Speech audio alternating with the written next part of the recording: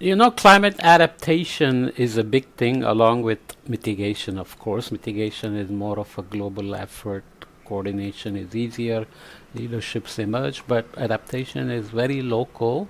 Financing, mainstreaming it into budgets, so on, are all critical issues. Urban centers experience disproportionately higher impacts of climate change, extreme events, and so on. And urban adaptations have some special requirements, but there is the concept of resilience, which requires that we not only adapt to what's happening now, but we adapt in a way that we can be flexible about the changes that are going to happen as we go forward in terms of the heat waves, heavy rainfall, whatever else, sea level rise in the coastal places. So there it's kind of not only returning to functionality, but adjusting the functionality to accept the new realities as well.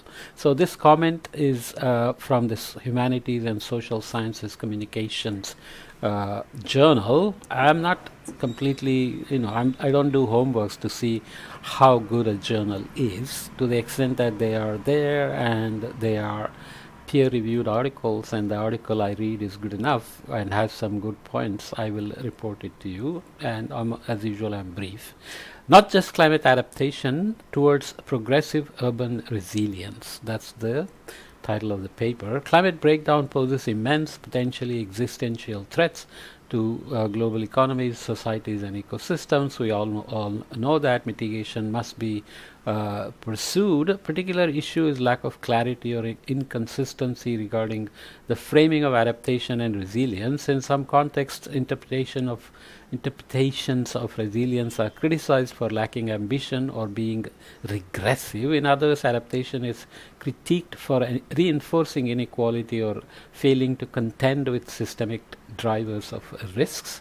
Such analysis can be deployed to illuminate how resilience and adaptation policy and practice might be catalyzed in more sensitive and transformative ways.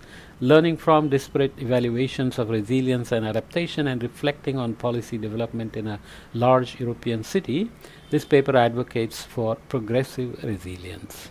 This interpretation aligns resilience and adaptation with socially, economically, and politically progressive agendas that are infused with a greater sense of spatial, temporal, and social justice. Ultimately, the article articulates reference points for developing climate risk assessments and resilience plans and policies that offer more than just adaptation, thereby supporting sustainable and inclusive socio-ecological interventions in an increasingly uncertain and dangerous world. So it's an example from one city, lessons learned. So I won't go into gory details. The author basically argues why this way of doing things is better and why this report provides better steps for progressive resilience and so on. Okay, we'll accept it at face value, but just try to take the most important points out of it. Okay, so contemporary urban climate adaptation is, of course, adjustment to the actual or expected consequences of climate change, which is now integral to climate policy frameworks. The 2015 Paris Climate Agreement established adaptation and resilience as a global imperative, with the UN coordinating a framework to meet the global goal of adaptation. COP26 happened in 2021 and sought to sought a step change to ensure adaptation reaches parity with mitigation, with the Glasgow Climate Pact urging parties to integrate it into local, national, and regional planning. Every nation now has a national climate adaptation plan, but many countries are still in preparation, and obviously some are not yet there. But nonetheless, everybody realize the importance of having a national adaptation plan. Progressive resilience for ambitious climate adaptation, then. Reclaiming resilience and adaptation. Resilience and adaptation permeate policy and practice. Often used interchangeably, their articulation is subject to vibrant debate. Adaptation is a relatively discrete term, often actor-centric, oriented towards building capacity to reduce the direct impacts derived from a changing climate. Its interpretation varies between being either reactive or anticipatory, or incremental or transformative. So transformative means you just get away from old ways of doing things and switch the system completely to a new thing. Incremental just means you keep doing the same thing but make small adjustments to the modus operandi. Incremental adaptation seeks adjustments while maintaining the essence of a system, while transformative adaptation brings more significant alterations to the socio-ecological dimension of a system. Table 1 denotes indicative distinctions between these two types. Resilience is a broader systems-oriented concept referring to how an entity withstands or absorbs impacts and, under some interpretations, evolves to endure and ideally even thrive amidst adversity. Okay, so let me just jump ahead to indicative distinctions between incremental and transformational adaptation. I have other podcasts where I have discussed this as well. Incremental adaptations are typically about responding to discrete isolated hazards, kind of a crisis management, event management, disaster management. Reactively address impacts of disaster. Risk management often is individualized, gradual change over short time horizons, no long-term plan or financing.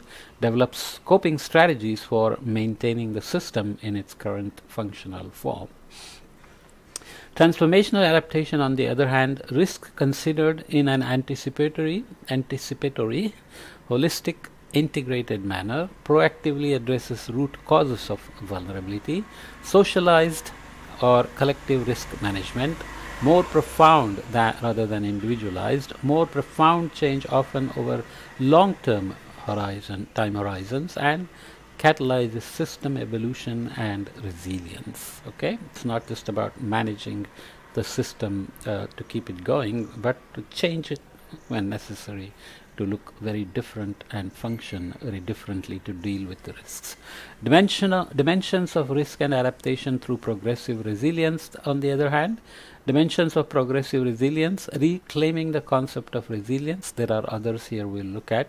Understanding risk and framing adaptation, so that you are actually keeping risks and the time horizon in mind. It's not just crisis management, but building a system that can resist disasters again and again and continue to function and even thrive, and have the system be the mosquito flying around, have a system be flexible that you can adjust your adaptation strategies in response to changing risk risk landscape as well.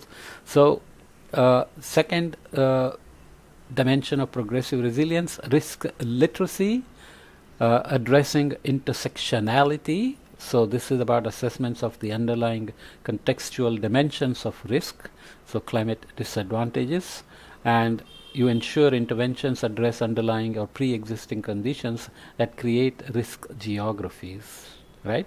So risk is about hazard, which is what climate change brings about, but you have vulnerabilities and exposure, and resilience is also about responses you build for the short and long term, so that you're always there to respond and recover fast and mitigate the impacts, be prepared, and change functions as needed. Uncertainty and dynamism, policy integration and co-benefits, and collective actions. Collective action recognizes risk pervades society, crossing sectors, stakeholders, and administrative boundaries, and then the framing of adaptation basically assumes resilience as a whole of society posture, not individualized risk management. Responses are socialized, aspires, so that's in policy integration, but anyway, responses are socialized, aspires to deliver benefits for wider society. Basically, it's about inclusion, equity, and justice, so that you are not just trying to protect some sections of the society. Interventions to privilege those at greatest vulnerability with least adaptive capacity. So at local scales, you do that as well. So articulations of climate adaptations must be oriented away from regressive static equilibrium interpretations towards those that unleash the latent progressive features and attributes to attributes of resilience. This involves ensuring initiatives promote this involves ensuring initiatives promote systemic reform and address inequality rather than perpetuating already existing power dynamics or inequity. The following sections outline a series of principles. So again, I won't read the details, but the steps are worth noting. Understanding systemic risk, transcending boundaries, scales, and sectors. Sectors are interdependent, or the hazard themselves is sometimes compound. So heat wave may come with a drought that is already going on, which exacerbates many things, and energy, water, food, and health are all related to each other. So coherent anticipatory climate adaptation must be intelligence-led, informed by spatially cognizant and place-sensitive holistic climate risk assessment. Risk assessment is not very easy because it needs a lot of socioeconomic data and so on, but we are learning more and more how to do that. Again, split it into hazards, vulnerabilities, exposure, and responses, which we have discussed elsewhere already. Addressing intersectionality more than just adaptation. There is no such thing as a natural disaster, said O'Keefe and Smith. Risk is socially constructed and unevenly distributed across interconnected and intersectional social, demographic, and economic variables, and then you have other issues to deal with, like polycrisis, what we call compound events. So climate change is basically a threat multiplier. It basically tends to amplify pre-existing inequities, as we said. In a city, for example, heat wave will affect slum dwellers very differently than rich people, than the middle class people, outside workers, than office workers, people taking public transportation versus driving, and so on and so forth. So all these have to be accounted for in mapping risk and developing resilience, right? Risk and resilience in a changing world, uncertainty and dynamism. Place-sensitive anticipatory resilience necessitates identifying risks before they materialize and implementing proactive strategies to manage them, but this must be undertaken within emergent real-world assemblages.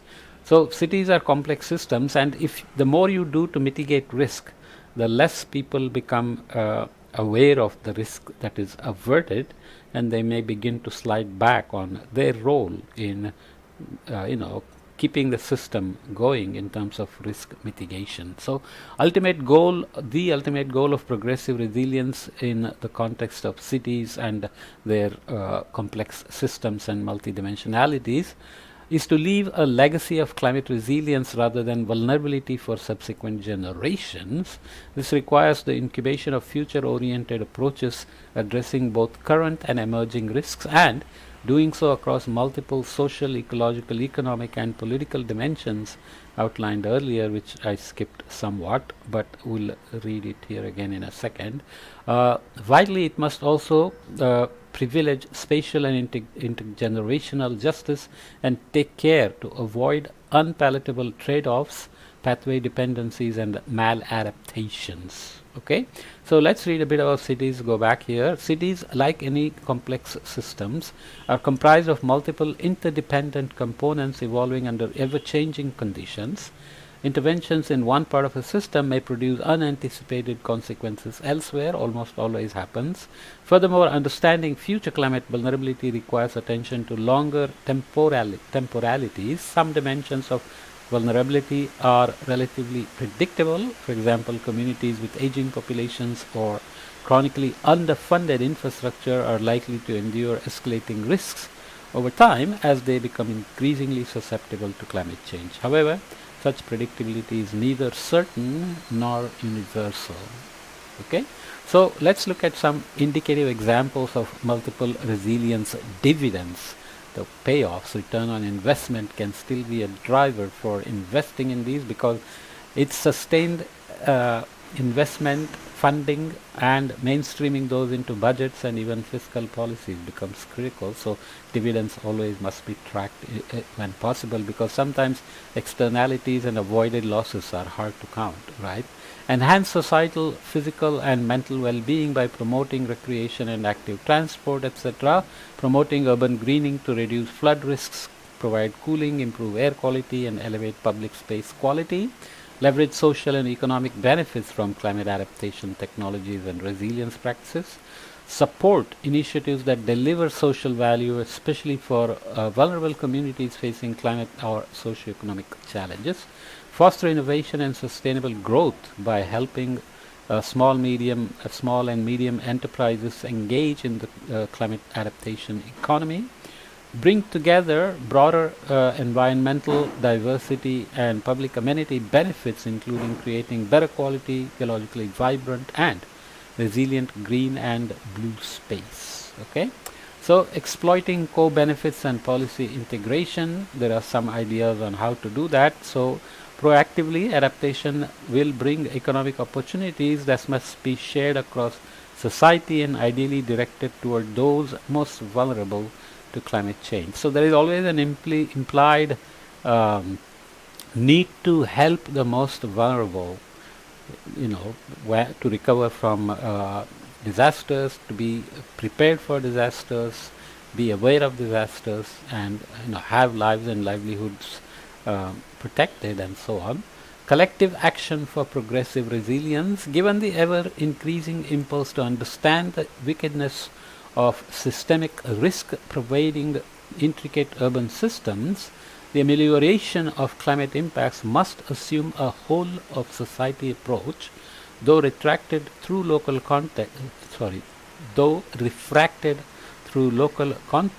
Initiatives should avoid atomized, unconnected interventions that can so often privilege privatized parochial gains but neglect the broader drivers of risks. So progressive resilience should be networked, integrated and inclusive, sharing benefits as widely as possible. So let's jump to a conclusion. You get the idea that these are examples learned from some city in Europe, but very good points that I wanted to report to you. The concept of resilience is widely deployed as a rhetorical device across diverse contexts to frame responses to climate change and to address adaptation gaps, yet the term is subject to interpretation and is deeply contingent on context. Mosquitoes swatting there. Many participants in the research acknowledged this ambiguity, with some recognizing how this characteristic can disable the concept's utility. Okay, rhetorical device, the resilience across diverse contexts, so you have to make sure that it's understood and everybody is on the same page about what resilience means and what adaptation means and how they work together and not against each other. Many participants in the research acknowledge this ambiguity, with some recognizing how this characteristic can disable the concept's utility, which you don't want. Meanwhile, a burgeoning critical scholarship notes that for many the application of resilience and adaptation is considered as at best advocating for the preservation of status quo, or at worst as alienating. Elsewhere, when we did the sustainability principles podcast, we learned that resilience is a very adaptive, flexible way of adapting, so that you not only go back to previous functionality, but you adjust the functionality to face new realities of climate change and the risks associated with them, so that you are evolving. So your adaptation is not fixed in time and space, but as far as possible is flexible and amenable to responding to changes, because some things like building a seawall is not going to be too flexible unless it's floating around and you can move it or remove it and so on. But some things cannot be very flexible. If you build shelters for heat waves, hydrating centers, hospitals, you cannot just move them around, right? While remaining wary of the term, this article reappraises and reappropriates it, raising the aspirations of those pursuing resilience and bending its arc towards greater congruence with progressive social, economic, and political agendas. Progressive generally means you are being more considerate of the vulnerable in providing protection, protecting lives and livelihoods, providing welfare networks, and so on, as well as healthcare, education, if you want to really be expansive about it. Against this landscape, this article ultimately articulates reference points that might foster more than just adaptation by those charged with the increasingly profound challenge of pursuing greater global climate resilience in uncertain times. So sustainability, resilience are in that sense that the entire system is only as resilient as sustainable as the weakest component. So they all have to happen at local scales but add up progressively towards global scales. You cannot be just sustainable in one location considering all the connections it has to global levels through trade and climate change and politics, geopolitics, etc. So just keep that in mind. Okay, so let's leave this here and come back to the next topic in the next podcast. Okay.